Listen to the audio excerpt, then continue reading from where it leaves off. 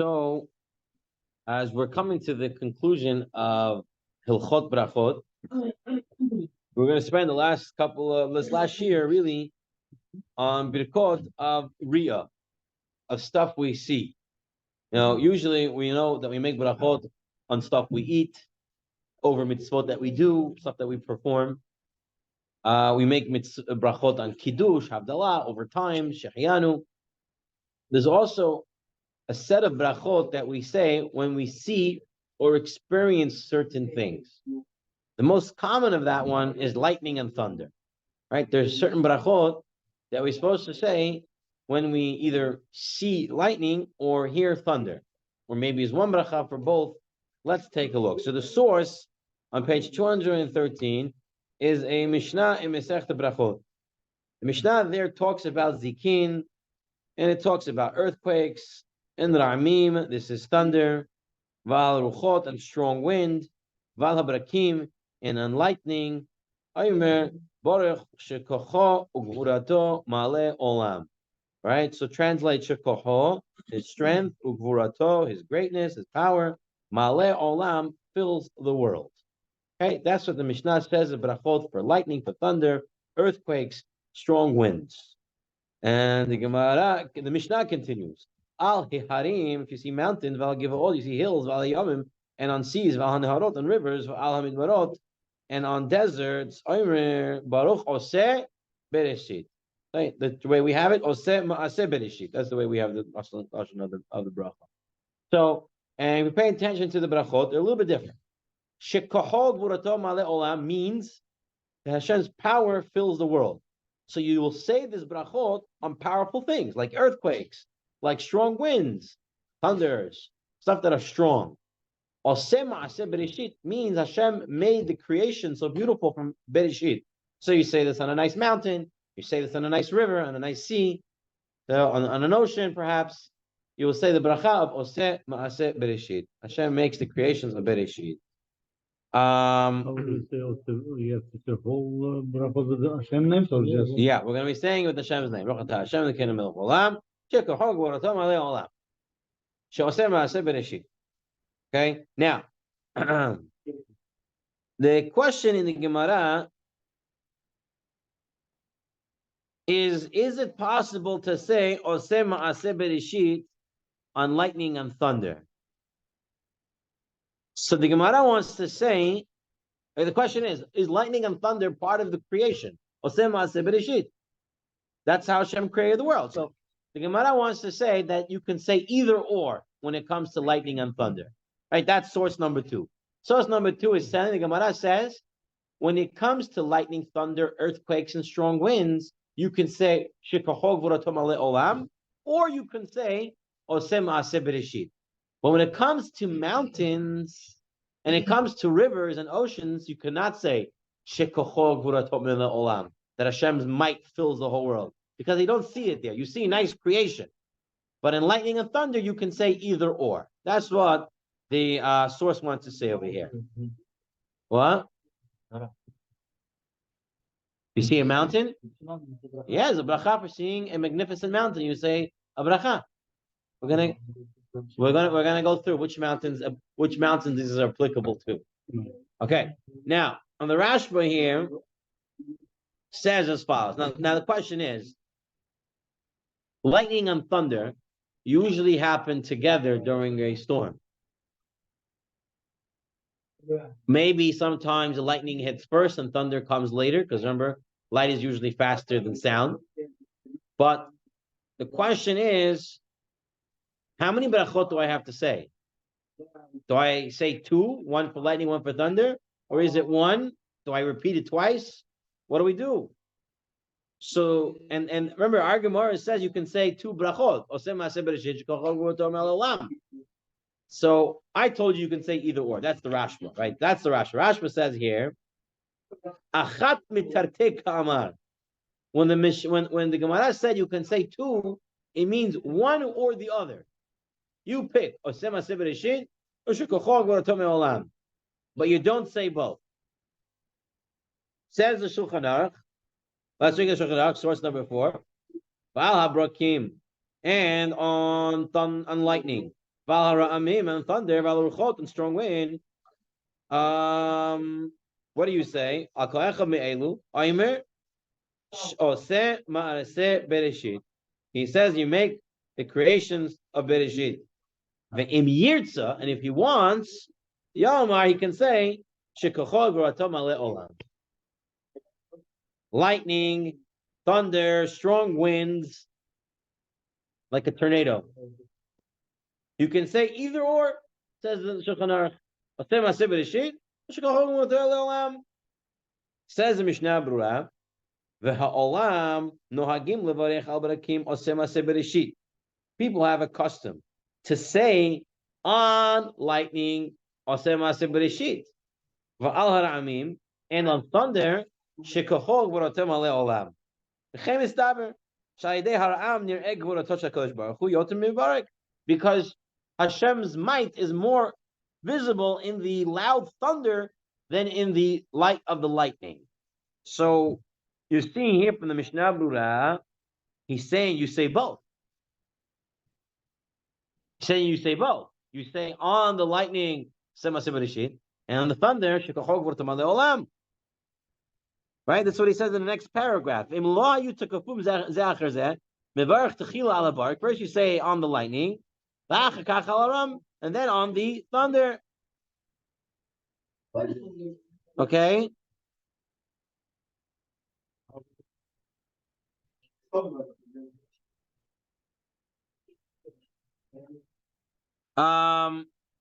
So the Mishnah Berurah says if you hear it consecutively, one after the other, you should say two different brachot. On lightning, and on thunder, shekachol gvurato maleh olam. So you're saying, what do we do? Give me a minute and we will get there. Okay? Give me a minute and we will get there. First, lightning, no?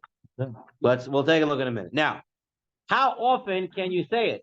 It's a big storm and is lightning and thundering away. How many times can I say the bracha? So Talmud Yerushalmi. Also, I'm Rav Achav Rav Chanina b'Shem Rav Yosi.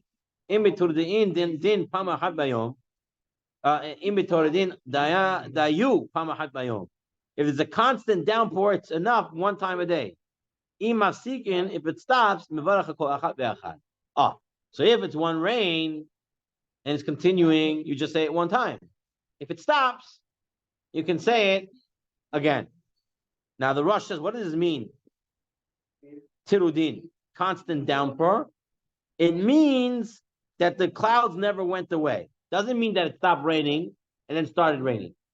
As long as the clouds are still there, you cannot say another bracha. The clouds have to have gone away completely. Clean. Okay? That's the Shulchan Aruch. Take a look at source 8. Kol zman shelo nitpazeru ha'avim nivateh bebracha achat. If as long as the clouds didn't go away, one bracha is enough. Rain clouds. You know rain clouds? It's raining, lightning, thunder. You said the bracha. Then it stopped raining. But the clouds are still there. Then it started raining again. Can you say another bracha? No, because the clouds didn't go away. That's the halakha. Okay? Says the Mishnah Berurah, source number 9. He says, even if there's a cloud here and a cloud there, meaning it separated in the middle, but there's still clouds around, says the Mishnah Berurah, then you still cannot say the bracha. It has to be that it became clear skies. Not just that the clouds moved to the side. Completely clear sky. So when it's going to clear the sky, what? And then it comes to rain again, then you make another bracha. Right. Now, on a different day, says the Mishnah Berurah, Umasha b'Yerushalmi dafka b'ot yom. Yerushalmi says only about one day. Of yom acher, but if it's another day, you have to say another bracha. Even if it says it's a 2-day storm, 3-day storm. The Mishnah Berurah says every day you have to make a new bracha. It's only on that same day you don't make a new bracha. But as a 3-day storm, you would say a bracha every day on the lightning and the thunder. Exactly when does that come into play that you have to make a new bracha? We will see shortly. For now, we come to our first Yalkut Yosef. And he says over here as follows. And then we'll take a look inside our own version over here in the English version. First of all, Rabbi Avner, your question, do you say Shem Malchut, Hashem's name, the kingdom of the Cholam? Yes, you say it. And also, if he hears it in the middle of Kriyat Shema, he has to say, in the middle of saying Shema in the shul during davening, and you hear the thunder and lightning, you have to stop to say the brachot, says the Yalkut Yosef. Yeah. In the middle of the Shema? It's what he says. If one heard thunder in between his recitation of the paragraphs of Kriyat Shema, he should say the bracha. In the middle of Shema, can I say Well, I'm not in the middle of Shema, I'm right in the middle of thunder. I'm in the middle of thunder right now. Give me a minute. First of all, before we move on, page 519. So take out your siddur in the back. They have a nice table at the end that you can always see when and if you should stop. Everyone. Every siddur has it in the back. Almost everyone. Okay. This is next over here. All right. Page 519 in the English Yalkut Yosef. He says over here, if someone sees lightning or hears thunder while he's in midst of saying Pesukei de Zimra, or he's in midst of saying Shema and the brachot, he interrupts his prayer and he says the brachot. Halacha. Now, when exactly is this? He says the halacha presented here doesn't say this means you're ben prakim. You're in the middle of the paragraphs. Doesn't say that over here like this. Here in this one, it said ben prakim in the Hebrew version. The English version doesn't say that over here. Because the halacha brura of Chacham David Yosef says he believed that his father meant even in the middle of a paragraph. So you're in the middle of a hafta. And then it's a thunder, you say the bracha for the thunder. The big hidush. Here, Rabbi Biton wants to say, going back to Maran's words in Yibia Omer, you really can't prove that he meant one way or the other way. Ben prakim versus in the middle of a paragraph. So he says those who choose to interrupt and recite the blessing, they have what to rely on, because Chacham David Yosef and the halacha brura that says you can interrupt in the middle of Kriyat Shema to say the brachot on thunder and lightning. The big hidush. Okay. Then he says over here, now, and if one sees lightning, let's say you see the lightning, right? Remember, light travels faster than sound, so you see lightning. Here he writes, in this version of the Yalkut Yosef that he's quoting from, that it's preferable for him to wait and not say the bracha till the thunder comes, and then he should say one bracha shekachol gvurato malei olam. Usually it comes. But sometimes it's true you won't hear it because it's further away. You'll see, but you won't hear, depending where the source is.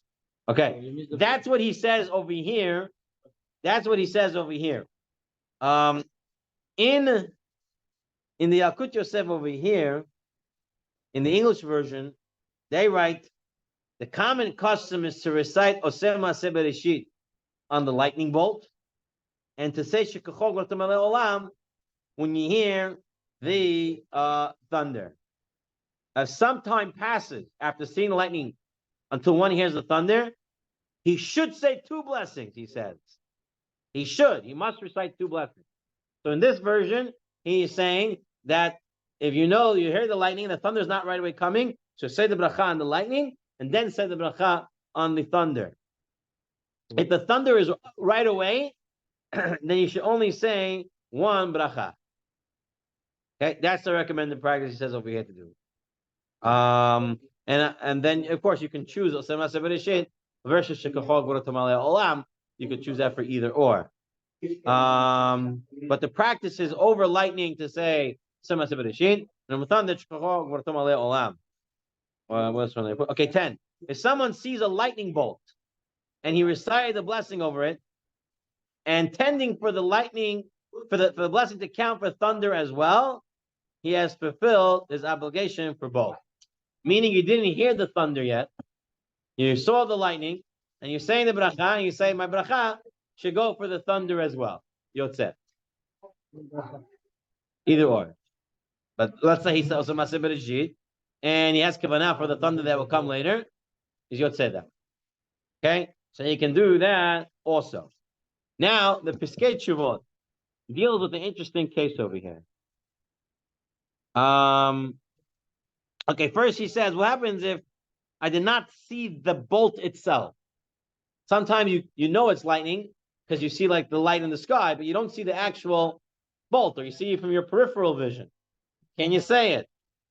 So he says, one who sees a lightning effect makes a bracha, even if he did not see the bolt itself. Here in the Yalkut Yosef, in Halacha 14, on page 517, and notices a lightning bolt, but he does not see the lightning itself, he may nevertheless still say the blessing. So once you know it's lightning, you can say the bracha. Okay, you don't have to actually see the lightning bolt. Okay, here the Piskei Teshuvot has another interesting idea. He says, let's say it's lightning, and I'm saying Oseh Maseh Bereshit. While I'm saying the bracha, it now thunders. It now thunders. Can I still make a shekochog v'ratom alei olam on the thunder? Or because I was in the middle of saying it, it's already goes into Oseh Maseh Bereshit. Yeah, goes on. So let's take a look. So he writes, if in the middle of reciting a bracha, one begins to hear the thunder, and even if he's in the beginning of the bracha, he should finish the bracha on lightning. After that, if it's still within Toch Kedei Dibor of hearing the thunder, he can say another bracha. That's the Piskei Teshuvot. Yalkut Yosef doesn't say that. Here in the English version, he says, if someone sees lightning, begins to say bracha or separation, and then he hears the thunder while he's still saying the bracha, he cannot say shekachol v'ratom alei olam. His Oseh Maseh Bereshit goes on both, like you wanted to say. So you're saying like the Yalkut Yosef. Yalkut Yosef says, I'm seeing lightning. I'm saying Oseh Maseh Bereshit, and it thunders while I'm saying it. Oseh Maseh Bereshit covers it. Piskei Teshuvot, no, I can go and say another bracha on the thunder. Okay, here he writes Piskei Teshuvot, but let's say I saw the lightning and I'm about to say the bracha and it thunders. Then definitely my one bracha goes for both. Okay, if it happened before I said the bracha, then it definitely goes for both. Now, what about, we talked about already, we saw the Yerushalmi that says, if it's the same thunderstorm that day, you cannot make another bracha, right? Mishnah Berurah says the clouds have to disperse, completely becomes clear, and then it comes back, then you can make another bracha on the same day. And we said, this mashma, Mishnah Berurah says, mashma Yerushalmi, that if it's the same storm but on a different day, you can make a new bracha. What does it mean, a different day, not the same day? So Piskei Teshuvot makes an interesting area. He says, what's considered a new day for thunder and lightning? The same definition as a new day for Birkat HaTorah. What's the definition for Birkat HaTorah? No. You go to sleep, and you go into a bed, and you wake up from your bed. That's considered, you have to make another Birkat HaTorah. He ranks over here for Ashkenazim, and they say they have to wait a half hour. Chachamim doesn't say you have to wait a half hour. It's as long as you lay down in bed for whatever time, and you went to bed, in the bed in the middle of the night, and you woke up, even if it's before Hatzot, even if it's right now, you went to sleep, and you wake up 8:25, even. New Birkat HaTorah. And then you went back to sleep at night, again, in the bed. You went again to sleep back in the bed again tonight. Let's say you went back to sleep in the bed again, and then you wake up again. Another Birkat HaTorah, says the Yalkut Yosef. What? What do you mean not going to learn Torah? What are you doing? You woke up, you're not learning Torah. I don't understand. What are you doing? No. The fact that you went into a bed at night, not that you planned it. The fact that you went into the bed at night. That's what's brought down the Yalkut Yosef. But so the Piskei Teshuvot, we're not going to that. We're not going to that din right now. The din here is Piskei Teshuvot says that's considered a new day for thunder and lightning. That once you went into a bed for a half hour and you woke up, let's say you even woke up from the thunder after a half hour of sleeping, you make a new bracha. Okay, what about for us? Yakut Yosef, 517, halacha 13. He says if the storm lasts through the night and more lightning and thunder occur after dawn of the following day, then he has to say a new bracha, even if he did not sleep at all during the night. So you hear? Yalkut Yosef says nothing to do with Birkat Torah over here. He says this has to do with dawn. Once dawn hits, right? Dawn is Alot HaShahar, right? 72 minutes before Netz is dawn, okay? Once dawn hit, Amud HaShachar hit, that's a new day. Now you can make a new bracha. Right? That's the way Chamadia is looking at it. Nothing to do with Birkat, nothing to do going to sleep in bed. Right? Very different than Piskei Teshuvah. And that's halakha l'maaseh for us. And it makes sense. That's the halakha. So here's the case. Here's the case. I make a very interesting case for you. It started, let's say, Alot HaShachar. Let's say, what's today? Alot HaShachar is what time? 6:10. 6:16. It started raining, 6 o'clock, thunder and lightning. Thunder and lightning at 6 o'clock, I'm up. I make the bracha on the thunder and lightning. So I said, Bereshit, Shkol Gmor To'olam. Hit 6:10. A new day. I can make another bracha. That's what he's telling me over here. Once dawn hits, it's a new day, new bracha. That's the way it works for us. Okay? Walks at dawn, new page, new brachot. What if the clouds separate and then come back? Then you can make a new bracha even on the same day. It completely separated. Okay. Completely separated. Yeah. Dispersed, Clear and then sky, came then back it comes again. back. Even on the same day, you can make a bracha. Right? And this is what? If it was cloudy and continue to be cloudy, and then another thunder.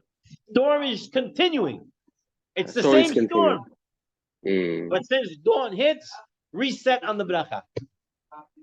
Okay? That's what I understand what he's saying over there. Right? If it continues, since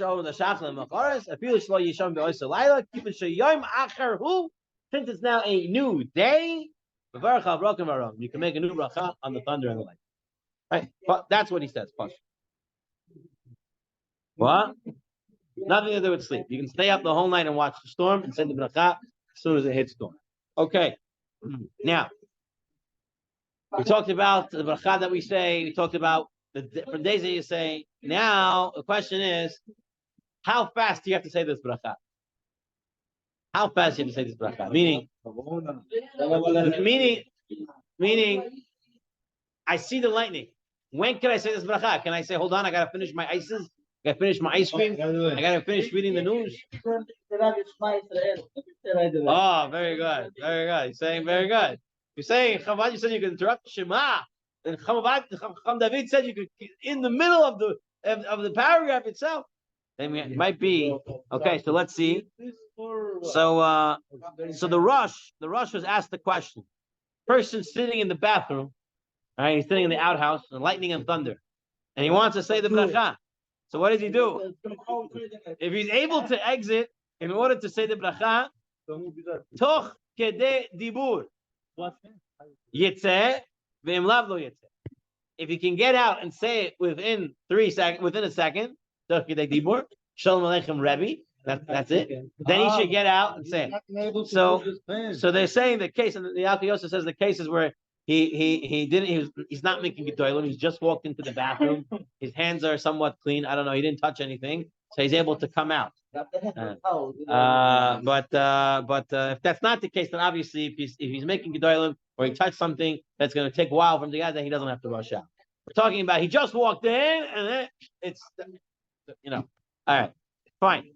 But the main point here is toich kedei dibur. Should be said within a second. Shulchan Aruch says, "Hayoshev ezekisa ushma kol ram or barak im yachol." It says levarak toich kedei dibur yetzev. Love lo yetzev. Got ya. The Taz says, hold on one second. Toich kedei dibur? No. Toich kedei dibur is not always. You don't have to say the bracha of the lightning and thunder within a second. This whole din of Toich Kedei Dibur is just if you're mechuyev to leave the bathroom. The question is, I heard lightning and thunder. Am I obligated to leave the bathroom? So if I can leave Toich Kedei Dibur, then I am mechuyev to leave. If I can't leave within a second, then I'm not mechuyev to leave. I can stay in the bathroom. The Taz says the whole Toich Kedei Dibur is not in how long you have to say the bracha from the thunder and the lightning, but rather to leave the bathroom. Am I obligated or not? Can I leave within a second or not? That's the question. That if you can leave within a second, you're obligated. If you can't leave, then you're not obligated. Although this is the opinion of the Taz, most Acharonim do not go with this shot. And Mishnah Berurah says, Beferish, that we learn from here, the bracha of lightning and thunder is toch kedei dibor. And if someone passed toch kedei dibor, he can no longer say the bracha on thunder or lightning. Okay, that's the way the Mishnah Berurah says psak. Says you cannot make it after toch kedei dibur all the time. In the Yalkut Yosef, page 516, halacha 12, he writes over here, the blessing of Shekochol Gvuratam Alei Olam or Maseh Maseh Bereshit may be recited from the moment that the thunderclap begins until 1 second after the rumble or thunder ends. Okay? At the end of the thunder, you have a second. If someone did not say it at that time, he must wait until he hears another thunderclap. It's got to be toch kedei dibur. Halakha l'maaseh. Okay? So here the Yalkut Yosef gives an interesting idea.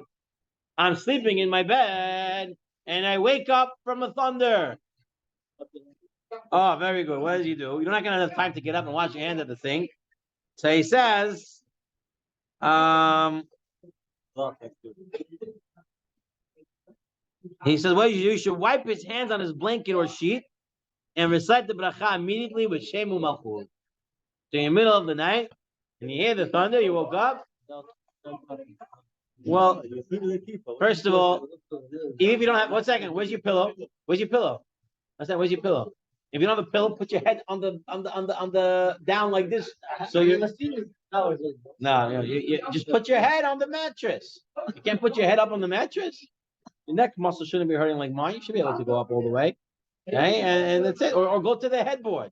That's simple. You could be laying down to say the bracha, or you have to sit up. Technically, you can say even Shemona Esrei laying down if you're forced to. Toich kedei dibur means you have to say it really quick. So if you're gonna get up and make all these kavanas now, you're not gonna be able to say it. So obviously, you're in the bed. You must be, you have your blanket over you, whatever it is, and you're able to say it. Yeah, it says it like that. It has to be the front of the hand or both, the back and the front of the hand. My understanding, it's always the back and the front. You wipe. I always see my rebbeim always wipe both ways. That's the way I saw it. They went this Both. way and then. That's the way I saw my rebbeim do it. I think they did it like 3 times. Yeah, that's right. Okay, fine. That is on lightning and thunder. Those are the major takeaways: lightning and thunder. Toch kedei dibur, Maseh Maseh Bereshit on lightning. Toch Gvuratam Alei Olam on thunder. You can say either or, but that's the preferable. And if it's together, you say one bracha. And if they're separate, we can say 2. Okay, fine. Now we're talking about zikin. What is zikin? My zikin. So Masechet Berachot says, Amar Shmuel, kochvat d'shavit. What's a kochvat d'shavit? Is it a shooting star or is it a comet? It's machlokes rishonim what a kochvat d'shavit is. I'm not a professor of sky science, astronomy or whatever, but apparently there's something different between a shooting star and a comet. A shooting star shoots across the sky. Okay, a comet flies up or down. There's different astronomical phenomena. A shooting star shoots across, and a comet usually shoots downwards. Okay, so it is a machlokes rishonim. One is kochvat d'shavit. There's Rashi, there's Rambam. There are others that explain it differently. So la'alacha l'maaseh, we say it's either or. So either a shooting star or a comet, both of them are halachically acceptable to say a bracha on. Shulchan Aruch, he says al hazikim v'hu kimin kochav hayorek kichetz be'orech hashamayim, in the lengthwards of the heavens. Mimakom l'makom v'nimshach ara kishevet, and it looks like a stick across the length of the. So he's saying like a shooting star. Okay. Now, what do you say on this? And if he wants, he can say, remember, anything that you can say, you can always also say, that's the Gemara told. Shooting star. Shooting star. Or a comet, you can say, or you can say, what? How you know it's not an airplane? Yeah, you would have to know. Okay. Это мехамедин говорят же, механик дает балдан. Говорит, это камень, это вот этот комета, кусок от камня отлетел туда, они на него молят. Надо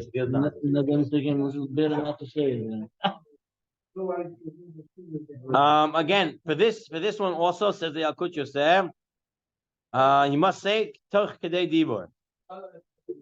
So you just saw it, you have to say it right away. All right, fine. Now we come into another din. Earthquakes. Earthquake.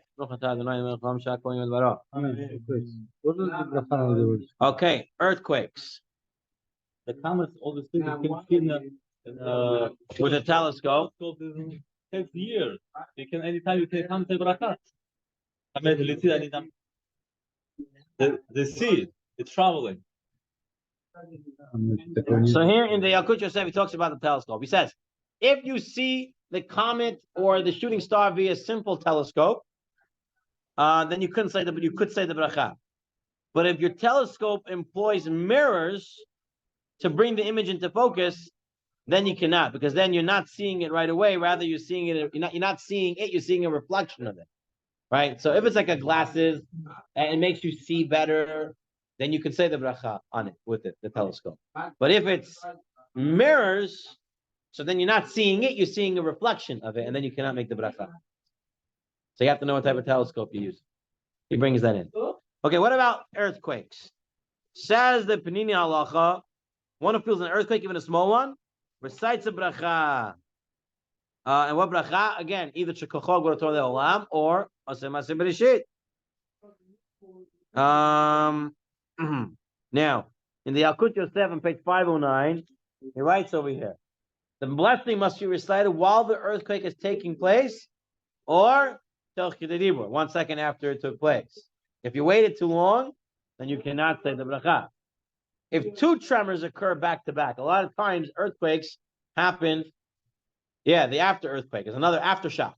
Well, an aftershock. It hurts and then it goes again. If two tremors occur back to back, one blessing suffices for both of them. If some time has passed and someone decided, it's an interesting lashon, and someone has decided the earthquake is over, and then there is a second tremor, then he makes another bracha. So I don't know who's this person that has to decide that it's over. Right? So he says over here, interesting lashon. But yeah, that's halacha on earthquakes. Now, what about the halacha also says v'al haruchot, and on very powerful winds, which usually mean like hurricanes and tornadoes, very powerful stuff, which are strong enough to uproot trees and destroy rickety houses. One says shekachog v'rato, again Aseh Maseh Bereshit.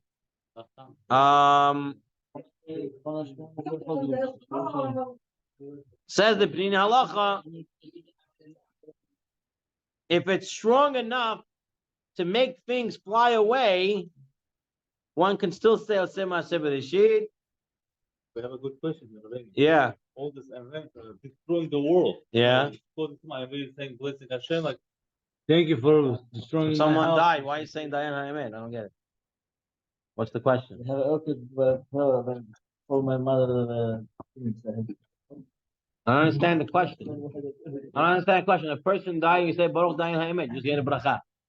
So you have a destruction in the world. So you understand that when Hashem is doing something in the world, everything's for the good. You don't get it. It's just not my problem. That moment is not for the good. Why not? Why not? What do you know is good or not? Since when do you become the decision maker on good or bad? Strengthening the person's the person. It wakes him up.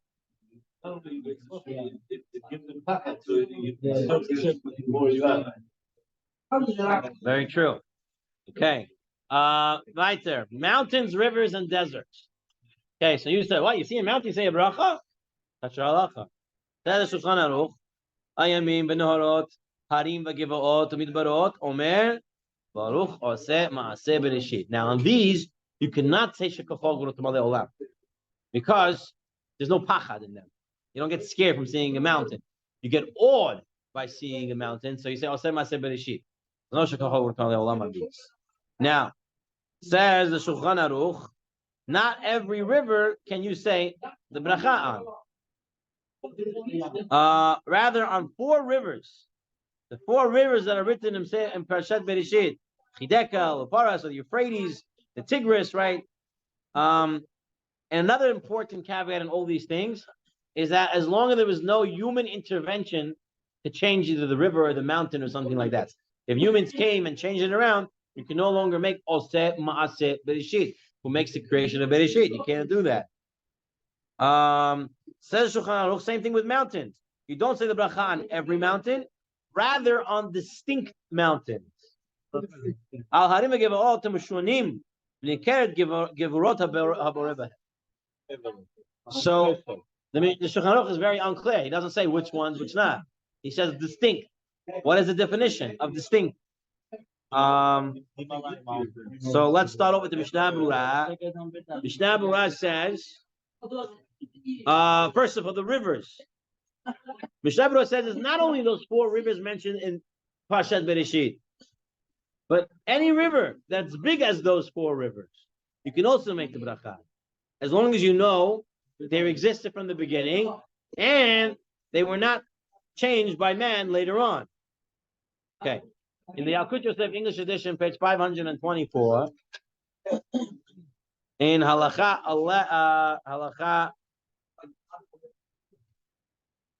okay, what does he say over here?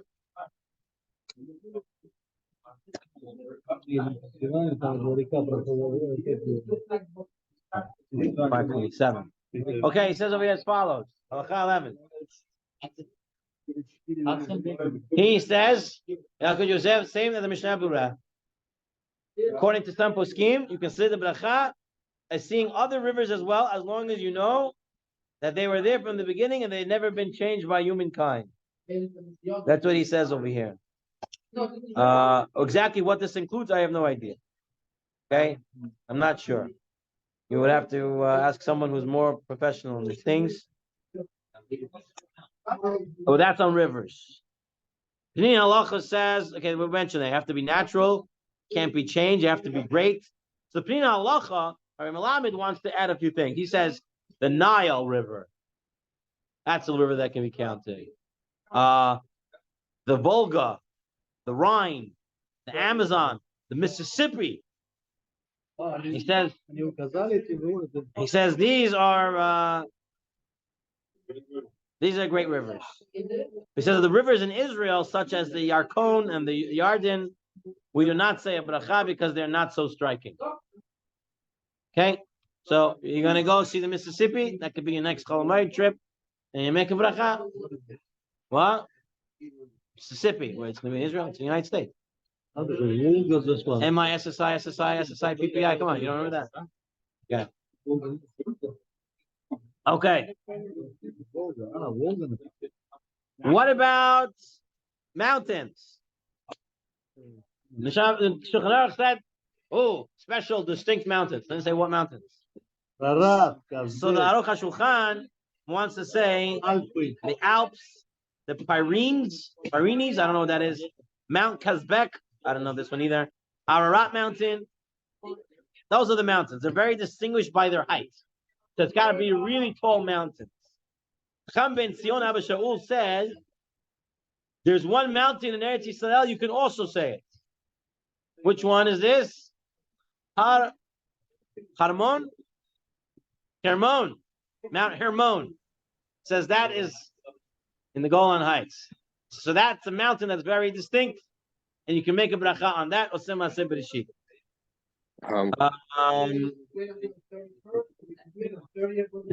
Piskei Teshuvot wants to say it really depends on the person. If you're gonna get so excited by that mountain, then you can say the bracha. Maybe that's the distinction. Ararat is where Noah's Ark received. That's what they say. Yeah, Noah's Ark is on top there. Is that the one? Who says mountains? Ararat, yeah. That's Ararat. it. Yeah. Penini Halacha, Rabbi Melamed, he says they got to be very striking.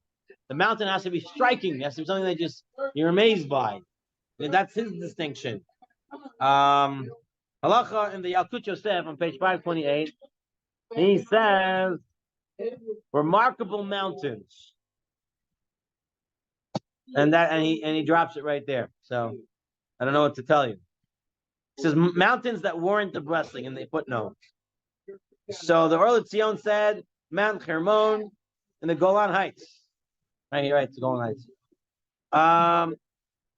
Sefer Sha'ar Ha'ayin says Mount Tabor. Mount he says in practice in Eretz Yisrael only say on Mount Hermon, nothing else. What about mountains in Rome? They say in Rome you cannot say the bracha because they're not Osem Aseh Bereshit. The Midrash says Rome was created. Remember, Shlomo Melech, the stick, and then all the land stuck and became Rome. So it's not from Maseh Bereshit. So therefore, mountains in Rome you cannot say the bracha. It's not from the time of Bereshit.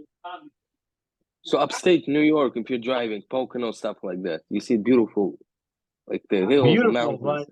Are they striking? I don't know. I honestly don't know.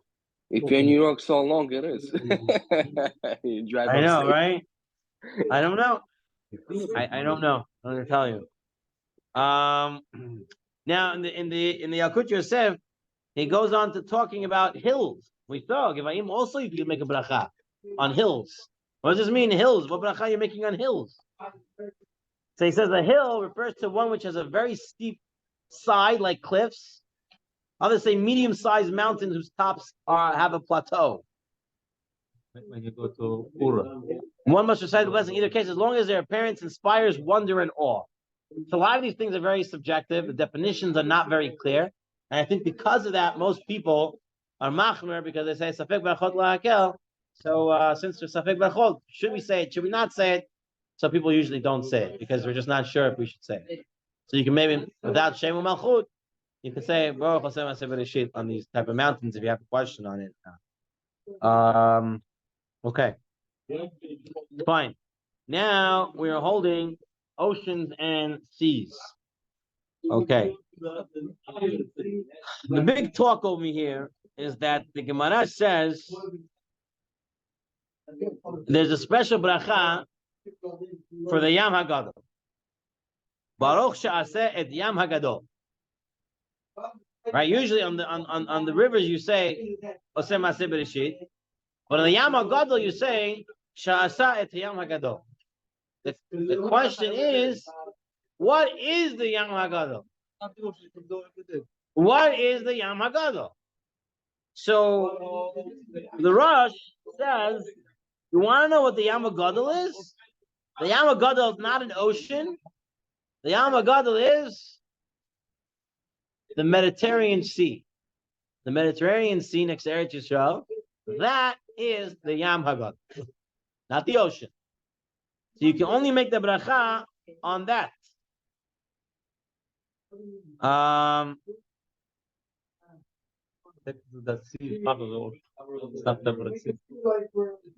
So he's saying, the Rosh is saying that it's the Yam HaGadol is the Mediterranean. Take a look at Shulchan Aruch. Hayam Hagadol, v'hu hayam she'oivrim bo l'Eretz Yisrael v'leMitzrayim.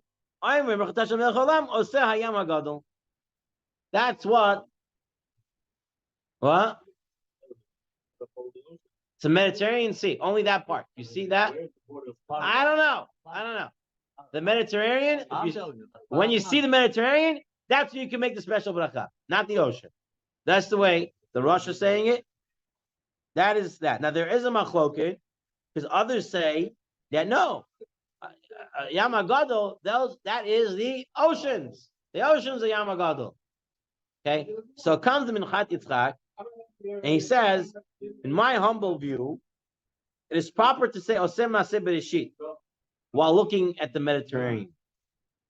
Then, in order to fulfill the view of Shulchan Aruch, pause for a second, but Toch Kedei Dibor say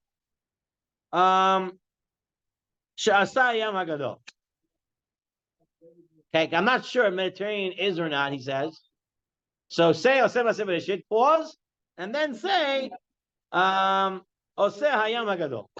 This way you make two brachot in one. The Yalkut Yosef, the Chacham Ovadia, Chazon Ovadia says, I don't know what this guy is talking about. It says because usually if you make an ending of a bracha and then you said it wrong and you want to fix it, right? The guy said Ha'el HaKadosh, but he has to say HaMelech HaKadosh. So Toich Kidei Dibor, he says HaMelech HaKadosh. What did he do? He's saying what I did before was wrong, and what I'm saying now is right. So he says, I don't know what you're gaining. You cannot say they say whatever you said last, that's becoming the bracha. It's not you're not making both. Now, according to Chamavadia's approach in all this, let's take a look at page 523 over here in the English edition, and he says as follows. Seeing a sea or a lake, you say Oseh Maaseh Bereshit. Upon seeing the Mediterranean Sea, you say She'asat Hayam HaGadol. Then he writes, this blessing is recited also upon seeing any of the oceans. So halacha for us that we say She'asat Hayam HaGadol on the Mediterranean as well as on the oceans. That's halakha for us. Okay? Ashkenazim will not say Shasat Yam Gadol on the Mediterranean. They argue with the Shulchan Aruch on this. They say that's not the Yam HaGadol. But since we have the Shulchan Aruch that says it is, we go with that. Okay? In New York, it's the Atlantic. We have the Atlantic Ocean. Yes, Yes, Atlantic. Yes. So that's the beach, right? The beach that I'm looking at the Atlantic Ocean. yeah. So I can make the bracha. So I can make the bracha. So what bracha I make there when I go there? Sha'asa et Yam HaGadol. Sha'asa et Hayam HaGadol. What do you mean, Far Rockaway, the beach 9 Far Street or Rockaway whatever? Beach. Yeah, Rockaway Beach is the Atlantic Ocean. So as soon as I see the beach, I have to say it. Yeah, Wow. you have to make the bracha.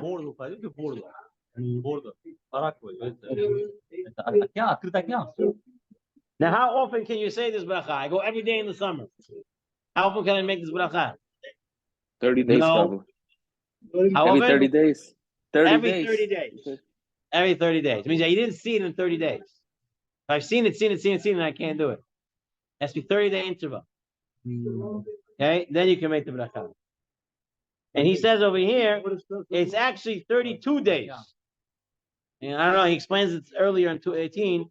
He says it's 32 days that it's actually you have to have in between. Okay? Fine. That is on that. And it's Pnei Halacha goes through the Ashkenazim that they say never can say Shasat Yam Gadol on the Mediterranean, only on the oceans. So our psak is that we can say that bracha on the Mediterranean as well as any of the oceans, and you can do it once every 30 days. Now, if I saw the Mediterranean and then I saw Lake Kinneret afterwards, so I can make Shasat Yam Gadol on the Mediterranean and then Oseh Maaseh Bereshit on the Kinneret. You can make two brachot two brachot one after the other. The only sea that you're not allowed to say, or the only one of the seas that you cannot say, and I have to show that you cannot say the bracha is on the Dead Sea. Why? Because we know it's called Emek Hasidim because the dead became the Dead Sea. It was there was no sea there, and it became a sea. There's some sort of happened there, so it's man-made. Point to be made. It's not from Maseh Bereshit, therefore you cannot make the bracha of Maseh Bereshit on the Dead Sea. Okay, what? Then it became right, yeah. So then that's why we cannot make a bracha on that Dead Sea. No bracha on the Dead Sea. Okay, now comes another bracha that is somewhat more applicable to us, is the bracha of the rainbow. So I know Harav Ami a couple of weeks ago, no, 2 weeks ago, Parshas Noah, dealt a little bit with the halacha of rainbow. Okay, so there are a few ideas when it comes to rainbow. Speak most of them outside. Number one, we understand that the keshet that we're talking about in Parshat Noach, that Hashem says, if I show you the keshet, it's a sign that I won't bring another mabul. It's talking about the rainbow. Okay, there are other Amram did not mention this, but there are Chachamim who say it's actually not the common rainbow that we see with all the colors. There's like this bluish special type of light that's what the keshet that was talking about. I believe it's of Yaakov Emden and others that mentioned that. But for our case, our halacha, it's the regular rainbow, and so it has a sense that looking at a rainbow really means that we deserve to be killed out, right? And Hashem's that's not doing it because he promised that he won't do it, but really we're bad. Okay, that's one idea. In the Gemarot, it's also brought a different idea. Masechet Berachot and Masechet Chagiga seem to bring it down that at Hashem's throne there's a rainbow, and that the rainbow is the kavod of Hashem. It's like a glory of Hashem. It's like looking at the Kisei HaKavod. That's what the Gemara comes out. So there's a sort of glory in the Shekhinah by looking at a rainbow. Another reason why you shouldn't look at it. Talmudic source you shouldn't look at it because A, it's a mabul. B, because there's a certain kavod to it. All right. Now, what bracha do we say when we see the rainbow? The Shulchan Aruch says, you say, Zocher Brit, Ne'emem Brito, V'kayem B'mamaro, and then he says, "V'asur listakel bo biyoter."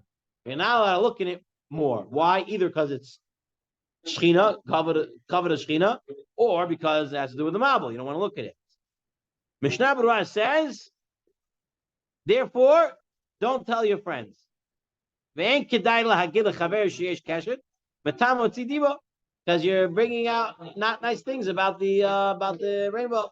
Don't mention it. Somebody else. Yaakov Yosef says a little bit different. He writes, you're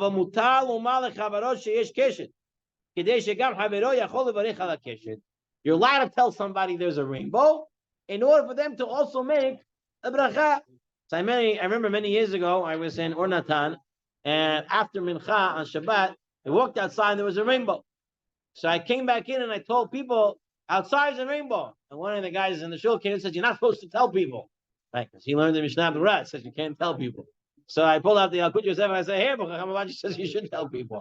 So then he also agreed, and we told people, and when people came out and made the bracha. You have a chance to make a bracha, a person should make that bracha.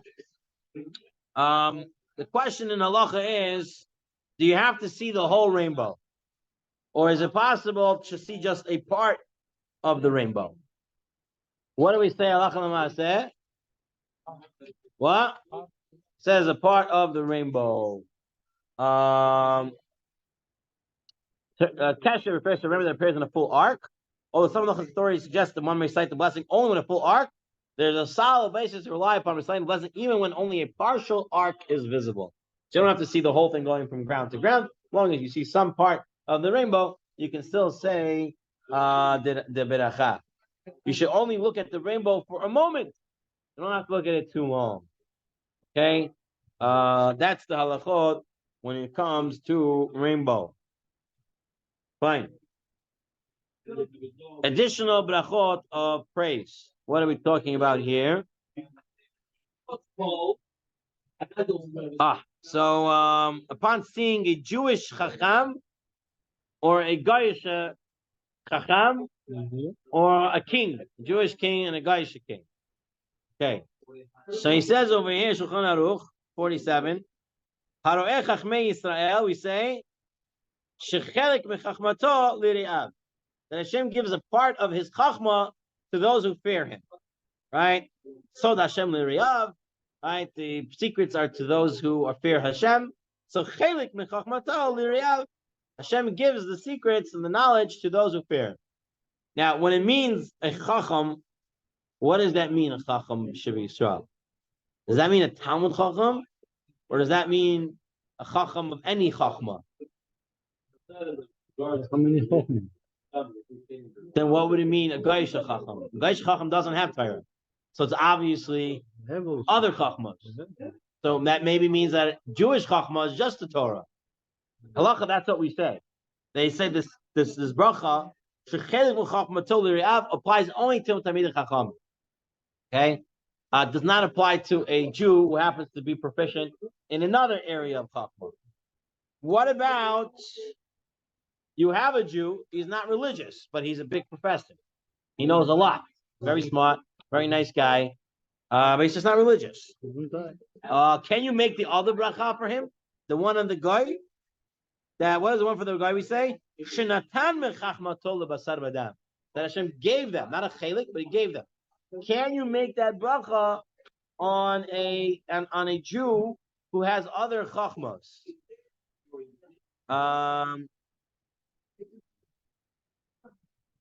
So over here he writes, and he writes even a non-Jew, meaning even if it's a Jew.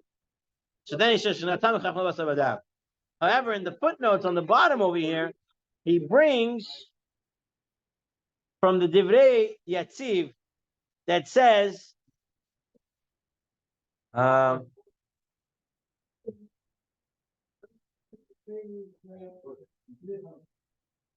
he writes over here that when it comes to a Jewish scientist, you might not be able to say either or. In the Yaakov Yosef says you could say the one for the goyim on him, but he says there's a shita that says you can't say either or.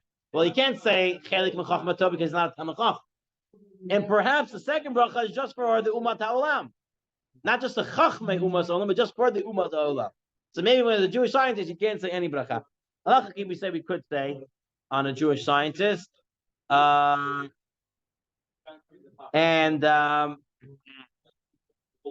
he writes over here that's only about the true sciences. What's considered a true science?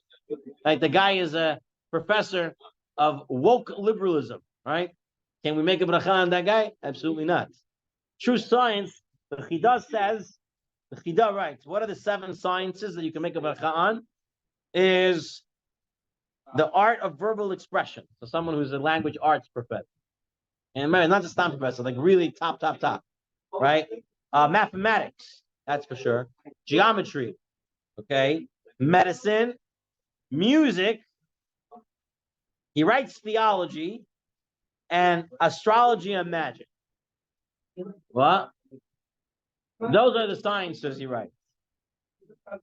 7 wisdoms. Astrology and magic. Back in the day, I guess there was, you have to be really special. Outstanding in his knowledge of pure or applied science. No, he's not an outstanding, he's outstanding in his own right. But we're talking about outstanding in his own profession. Okay, so exactly how do you do this? Again, people today really don't make this bracha because we're very machmer, safek b'achot lahakel. Who are we to say that guy is the best professor in this subject? So we don't make the bracha really. And for Talmidei Chachamim, the same idea. Who do we make this bracha on? It's a good question. You stop people, right? We don't. Apparently, the oilam today is very machmer. We don't make a bracha on this. There were people that said a bracha on the Yanuka Rav. On the Yanuka Rav? In Israel, the one who knows most of the Torah or everything. I would assume that if a person I saw Chaim, YouTube videos. They saying a blessing when he was present in the. I would assume that if people saw Rav Chaim Kanievsky that would be a person you can definitely say. Chaim Kanevsky would have been a person you can definitely say. Now I don't know. You have to ask what the Olam does. Who do I see?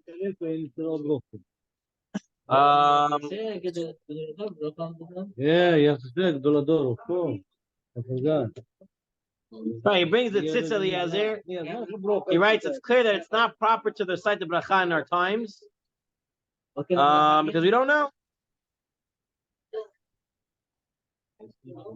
Chamavad writes that you couldn't. Yechavidai says, you see a sage, Jewish sage, who's outstanding in his Torah, wisdom, and fear of heaven, and he's posek halacha, umoreh horot b'Yisrael, ab b'zman hazeh, yesh avrach alav b'shem achub b'rkat shechel b'chachmato l'riyah.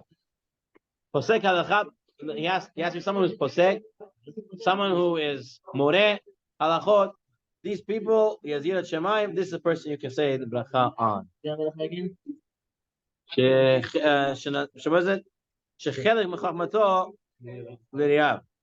it's a Goyish professor that's way up, okay, then the question is, there's a bracha for kings. There's a bracha for kings. You give a bracha about kings, for Jewish kings. Today we don't have Jewish kings. The Goyish kings, you say Shenatan Mechvodo Lebasar Vadam. Again, Shenatan. Hashem doesn't share it with the guy, he gives it to the guy. Now, what does it mean, a king? It's a good question. Is he considered a real king? So, a king, in the times of the Talmud, when it meant a king, it means a person who had absolute power. Can kill, can pardon, can declare war, and he has absolute power. The monarchy in England, we know, is not an absolute power. It's a puppet government. Very smart. The English were very smart. Okay, the English saw that all other monarchies in Europe at the time were being killed out. Right, they killed out the French royalty. They killed them out. Put them in the guillotine. They chopped off all their heads. They got rid of them. Right, because people wanted rights, so they got rid of all the royalty. And it was going on in a lot of the kingdoms around in Europe. So the British saw that they were coming after him too. So the British said, instead of us being killed, we'll give the power to the people. You want it? Make a parliament, get everything that you want, and we'll just stay benomash, we'll stay kings. But that means they also get money and taxes and stuff funded for them. So they're still alive and still have maybe influential power, but political power and power of death and life, they really don't have. So therefore, perhaps you cannot say it. The question is, what about the U.S. president? The first, another thing about a king, he has to be dressed as a king, the halakha says. He has to be dressed royally. If they're dressed like the king of Jordan, right? That guy, he doesn't usually dress in royal clothing. You usually look at him, he's usually wearing a suit. Right? They're not dressed in royalty. It used to be, they have a cape, they have a gown, they have the whole thing, they have a crown. Today most of them are not dressed in that stuff. So you have to be dressed in that things. And now, let's say the U.S. president did have a attire. He doesn't. Well, let's say he did. Can you say the bracha on him? No. It's true, but he could declare war. He can pardon. So Allah says he can pardon. Says because he can pardon, it means he has still Chaim and Mamet in his hands. He's able to give somebody life. Pardon is out of jail, not pardon from death. He could pardon from death. Yeah. As long as it's a federal charge. Not if it's a state charge. It's a federal charge. He can stop. Yeah, American president can stop a death sentence if it's a federal charge. I mean, it's federal government, not the state government. So he has certain powers, and he can declare war at least for 90 days without Congress's check, right? He has certain laws that he can do things. So technically, there are those who want to say you could say a bracha on a U.S. president. Again, but you have the other part. He needs to be dressed in a royal garments, and he doesn't have it. So again, we're very machmir today. Safek brachot la'akel, and usually these brachot we are not saying today. Okay, I don't know if you can say such a bracha on presidents or kings, even if they're all dressed and they're tyrants. He writes over here, you can say this bracha also on a malka, also on a queen. And if you see a tyrant or an evil king, then you cannot make the bracha with Shem Malchut. Okay? So the kings of countries that are right now supporting terrorism, I would say, fall under this evil kings, and you should not make a bracha on them.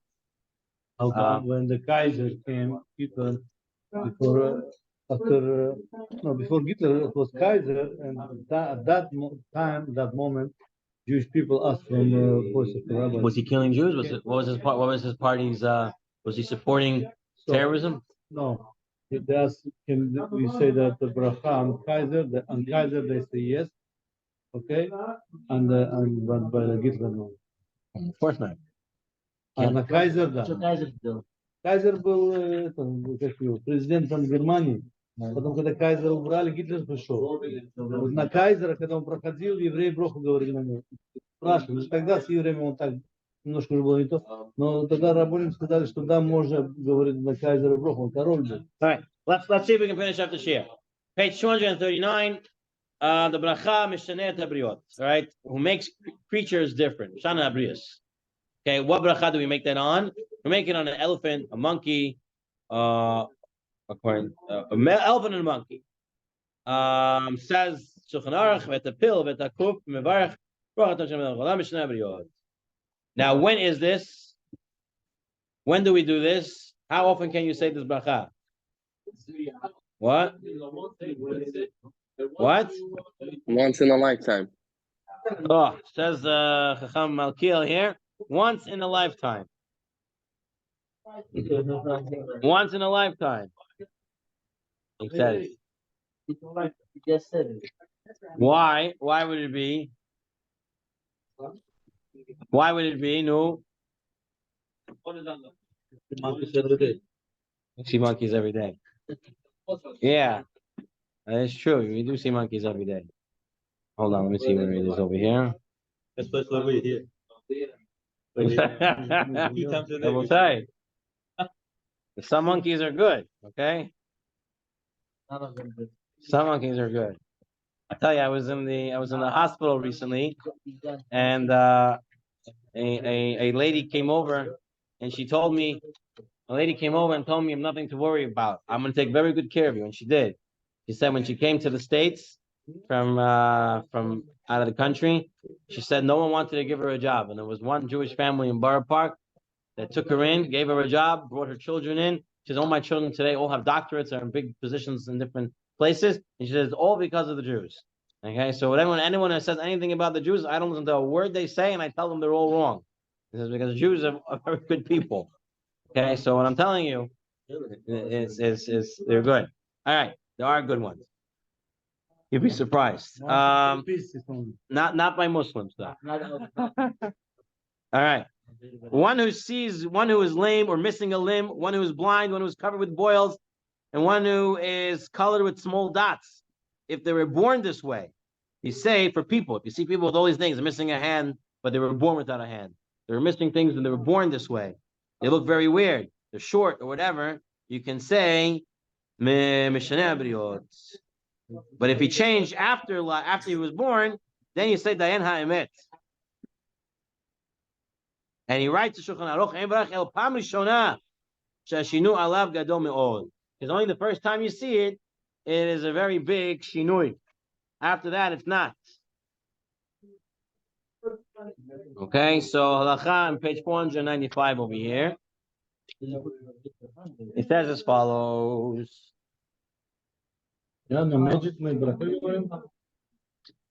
Okay, people have unusual features include a black-skinned person.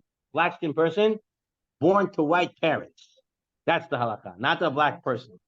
A black-skinned person born to white parents.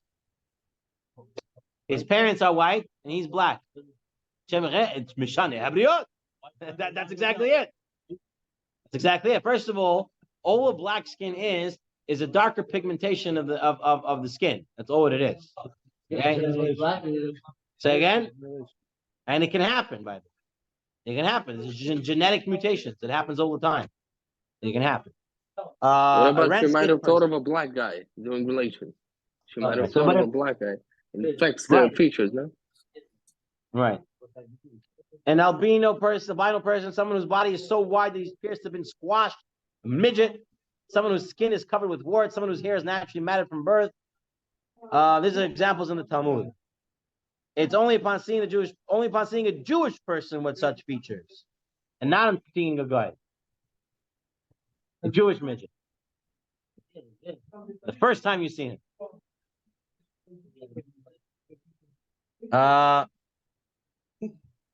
Okay. We talked about that. Only if he was born with this. And same thing with animals, elephant and monkeys. It's only once in a lifetime. For the very first time. After that, you don't see it anymore. You don't say it anymore. How much time? We don't have a lot of time. We have 2 minutes. Okay. On seeing Jewish graves, we do have a bracha to say. That's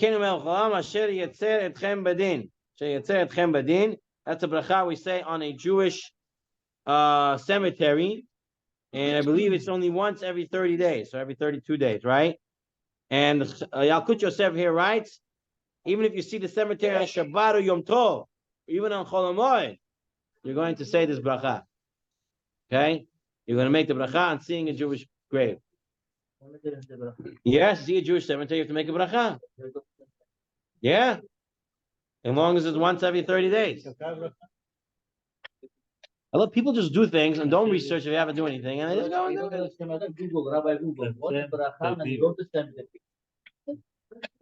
Okay. When someone sees a grave of Jewish people, he writes beside the blessing. אשר יצר אתכם בדין, וזן אתכם בדין, וכלכל אתכם בדין, ואסף אתכם בדין, ויודע מספר כבודכם, הוא עתיד אתכם ולקיים אתכם. ברוך אתה השם, מחיה המתים. That is a bracha. It has to be every 32 days that you didn't see it. That's the whole bracha. Okay? Page 456 in the Yalkut Yosef English edition. All right, that's the bracha there. Now he ends up with one last idea over here. Oh, he has Birkat HaChama. Okay, so 2 more. He has what's Matziv Givul Almanah. This is the bracha that was said during the times of the second Beit HaMikdash, when the Jewish homeland was built up again. And you would see a Jewish home, or whether a Jewish synagogue, depending on the way they learned the halakha, they would say a special bracha about how there was a return to Eretz Yisrael. Today, we don't say this bracha. Today, the halakha, we don't say this bracha, even though we're building up in Eretz Yisrael. We don't say this because perhaps the bracha was only for the Bayit Sheni. The last din that he brings here is Birkat HaHama. Birkat HaHama is the bracha that we say on the sun every 28 years. Okay? And it's on the 4th day of the week, Tuesday night into Wednesday morning. And there's a whole procedure by Sfaradim exactly how to do it. And we say Nishmat, we say other things. And we get up and we say it and we do it. It's a very big mitzvah to do. It comes once every 28 years. We make the bracha. The question there is, by the way, the reason is because it goes back into its orbit where it started during Maseh Bereshit. So that's the Birkat HaHama. And the question is, what about women? Can women make this bracha, a Birkat HaHama? Question is it the mitzvah Zman Grama or not? Interestingly, even though Ashkenazim usually say women can make a bracha and such Zman Grama, when it comes to Birkat HaHama, they say women should not say it. Interesting. Usually they say they could say it. Birkat HaHama, they say no. Okay, we don't have time to go into it in depth.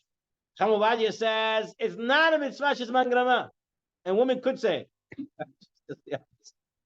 But he says proper practices that they don't say it.